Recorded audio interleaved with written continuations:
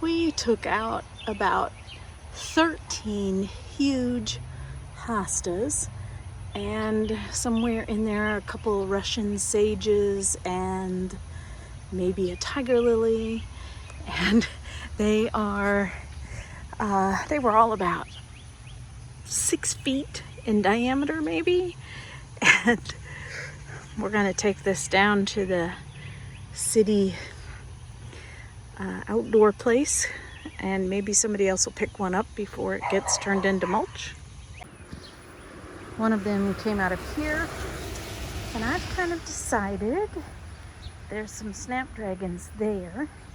This is going to be my new snapdragon garden, and that was my Grandma Giles' favorite flower, and the lily of the valley was my Grandma Rutledge's favorite flower, so they'll be in the same bed. I do have one hosta here. Some of these were volunteer zinnias. These I planted from seed. They look orange. I don't know whether they're queen lime or queen lemon. This is the shade bed on the side. It's been raining for 2 days. I've got to cut back that one hosta, but this is going to remain. There's, I think, 3 hostas in there and a bunch of other shade plants. I'm excited to see what this coxcomb does. It's so tall. I started those from seed, and look at that. Beautiful. Another, I think that's lime. Queen lime something from Baker's Creek. These are starting to bloom. They're really pretty. I've had them for a while. Now, black-eyed Susans. This is where one of the hostas came out of. It's really keeping the black-eyed Susans in check. But I did not think it was going to work well with the poppy, the peony that is beginning to do well. And so I'm just going to have to manually keep those back every spring, and it'll give the purple poppy mallow someplace to go. So the idea is that I realized that the hostas were a lot of work. So anywhere where they're in the sun, I have to trim back the stalks, the tall stalks, when they're done blooming. And then as soon as the weather gets too hot, then we have to cut all the leaves back down to the ground. And that's twice I've got to go through the garden. We had so many of them. So any of them that were in an area like this bed that gets full sun all day, except for it's been raining all morning, I took out. So there was another large one right here. We had the purple poppy mallows not doing well right now. It was doing well, but we discovered that there were about 10 of them in this bed.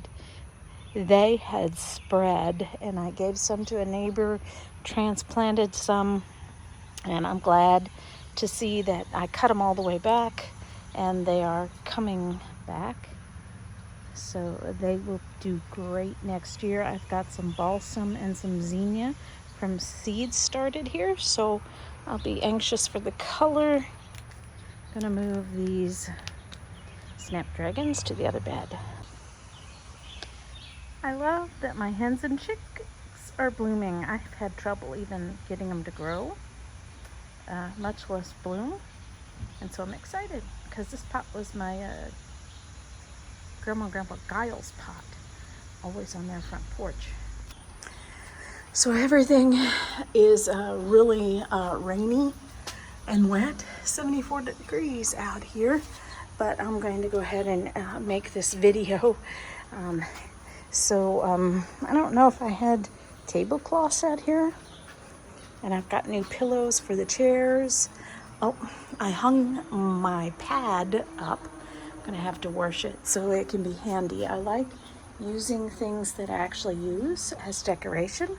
And so I actually just made this since our last video. So these are all the seeds that I planted this year, and I love that I can walk up and just pick one up, take the clip off and read it.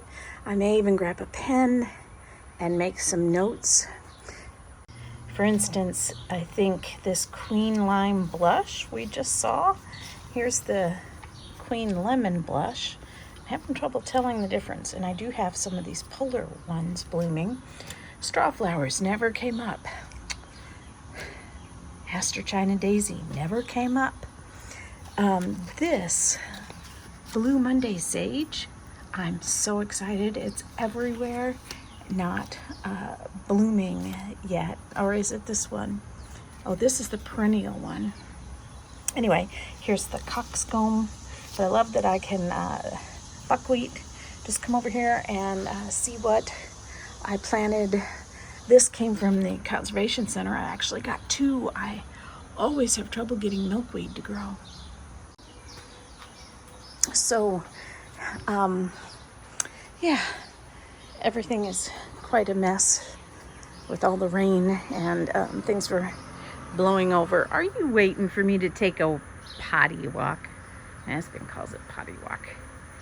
We walk down into the backyard. So this pot does not have a hole in it, and I had a dollar plant and I got it to grow, and then my husband was doing watering and he drowned it. Of course, it's now drowned in the rain. I have an idea what I'm going to put in there.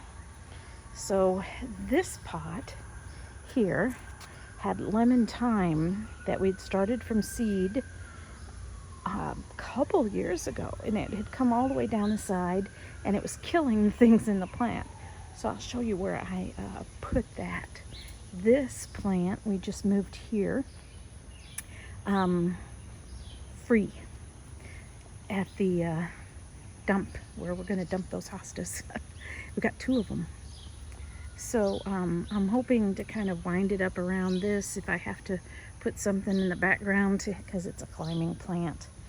These balsam here were from last year that just came up from seeds that fell naturally. This is the same plant in the front yard. Look how good it's doing. It's a false sunflower, and I learned it's a semi-double because you can see the center. Apparently it's hard to identify. Very unique. Salvia Blue Monday Sage. So this is an annual. Look how much of it's come up. And that's some buckwheat back there. I've cut my aster far back so it doesn't bloom till fall. I've begun labeling. I'm excited. So I had to figure out what this is, but it's one of my favorite plants. I'm going to try to cultivate it. Salvia nemorosa, pink dawn, also known as woodland sage. And so it's going to go where some of the hostas used to be. This yarrow is supposed to be pink. I don't know why it turned yellow. Forgot to mention one of the huge hostas was here all the way back to the fence. Just huge in here. We weren't going to take it out because I think it helps with drainage, but then again we need this ditch for drainage. Everything's wet. So this hosta was really big and it came out, and this one was transplanted. We cut it in half from the front yard. This one stays low, slow growing. I think we need a hosta here because you can see what a mess.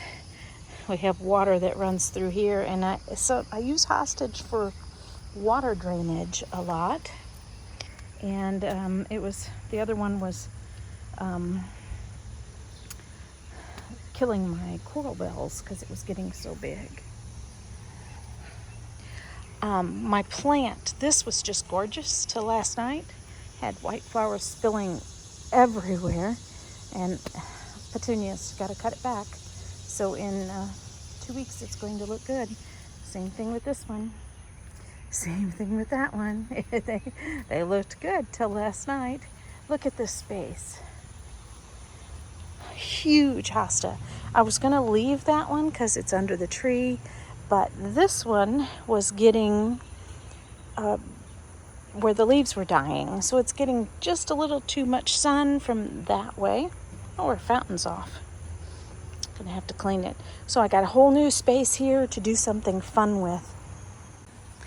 Now this bed, a lot of hostas came out of this bed, and I think we were using hostas as a crux. We put them in there because they filled it up, made it look nice. But then I want to know where all of the plants that we planted throughout the years are. I think my husband has weeded them, but now that I'm taking control of the garden, this is going to be my new play area.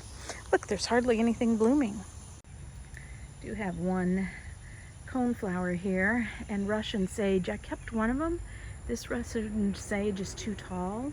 I want to get a shorter one, and I only kept one of this really tall bee balm that we have. I've actually dug up several others, and this, I had planted some lily of the valley right here, and it had spread, and there was some other things in here, and I wiped it all out. But here's those polar bear zinnias. Aren't they great? I can't get up there and show you because it's muddy. Tall phlox. Oh, so down here is where we put the creeping thyme. There's one there. There's C2 over here.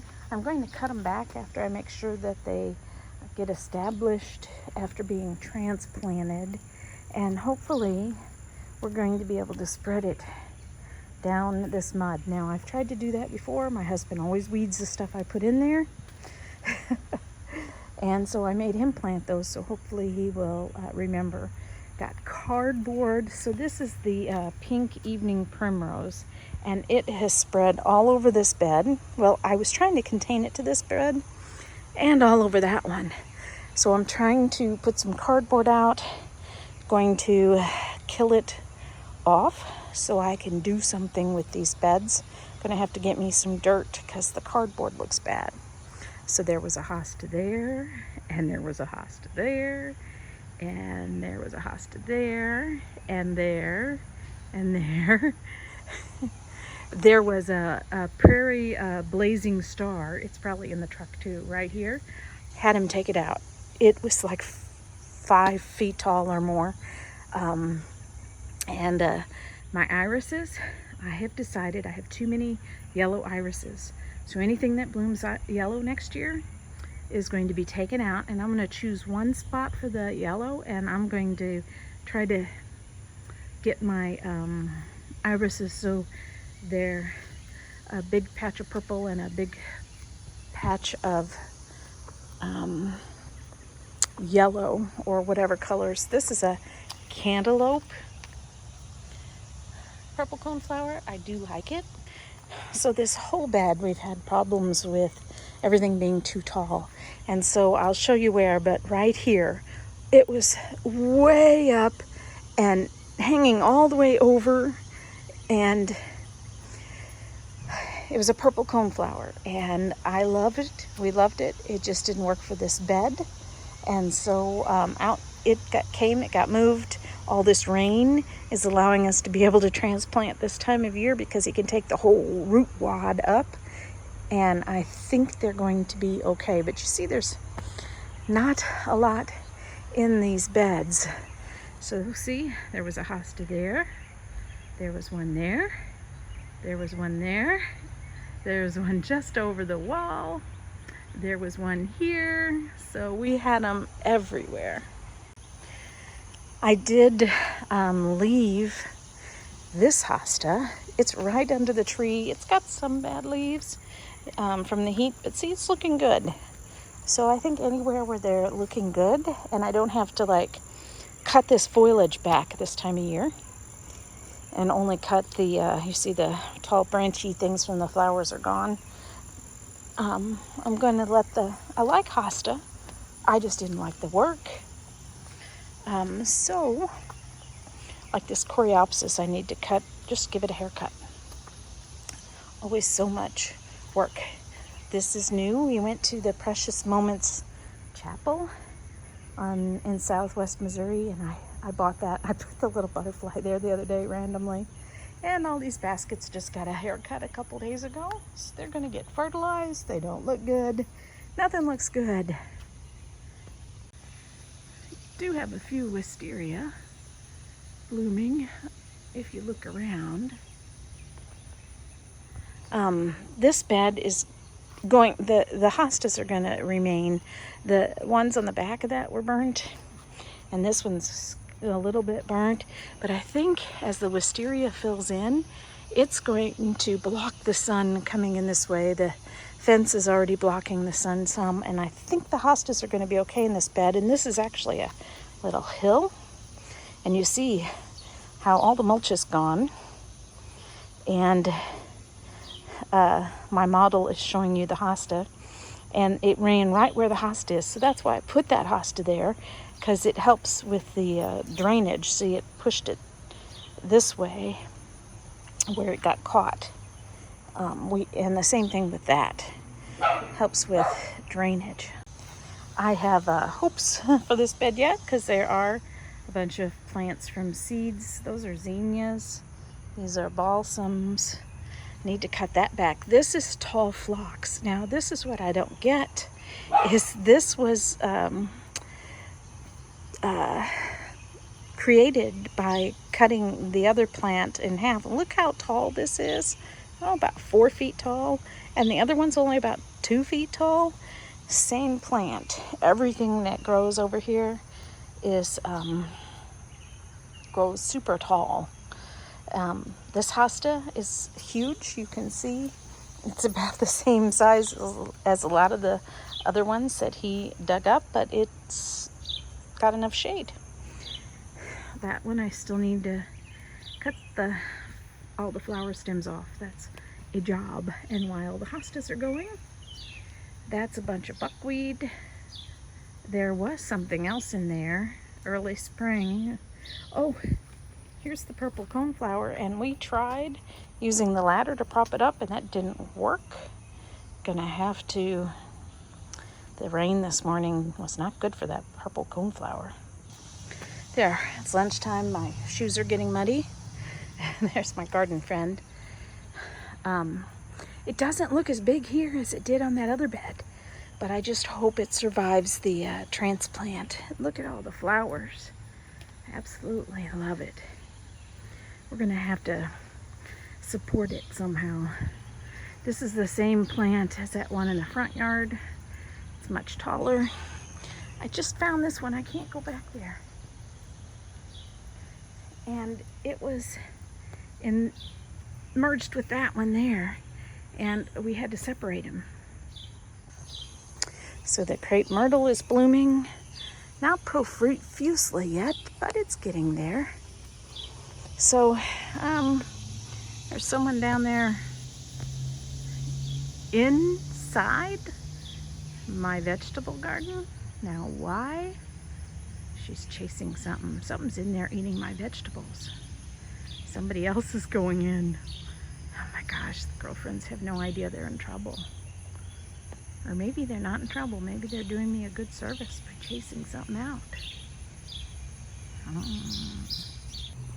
In the end, what I wanted to share with you is how many hostas we took out and how much space I have to be creative and play with now. Oh, look at that. My clematis was so beautiful last year, and that's one reason why the hosta that was here is gone. When I tried to cut it back, it just kept needing more and more trimming. I am hoping some of it's alive. I think I see a little green there. We'll see. So this is the stuff, I have to look up the name, I think it's some kind of sedum that we were trying to grow all along in here. You see some of it survived. This is that evening primrose. I'm going to have to get that. But he keeps weeding it, but you see he stuck a creeping thyme right there, and he stuck another creeping thyme right there. So not much blooming, a total mess, but lots of free space to play. And so I'm excited about being creative and imagining what new things are going to be in my garden. Rhea, what were you doing in there? Huh? You know what? I got a lot of tomatoes that are green. I wonder if she was deciding to eat them. They came in here last year and ate them.